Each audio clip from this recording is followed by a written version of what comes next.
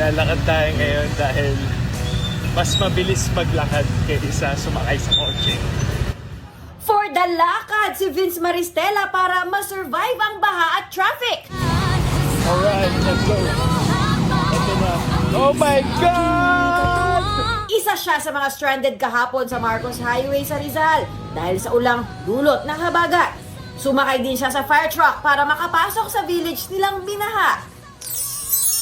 So, may ano to? Dahil tila wala na ang galawan sa kalsada, nag-MRT na si Betong Sumaya para umabot sa pag-host niya ng red carpet ng awards night ng 22nd Cinemalaya Independent Film Festival. Si Pokwang nadadalo rin sa event, 3 oras na ipit sa traffic. Mabuti na lang at umabot siya para tanggapin ang Best Actress Trophy para sa pagganap sa 2 valid IDs. Tayo sila ng aktres na si Ruby Ruiz, Martin Del Rosario por Tayo Lang Ang Nakakaalam. Best Actor si Martin Del Rosario para sa queer film na Tayo Lang Ang Nakakaalam. Siya at ang co-stars na sina Yayo Aguila, Miguel Odron at Epi Quizon ang nakakuha ng Best Ensemble Performance. Athena Imperial, GMA News.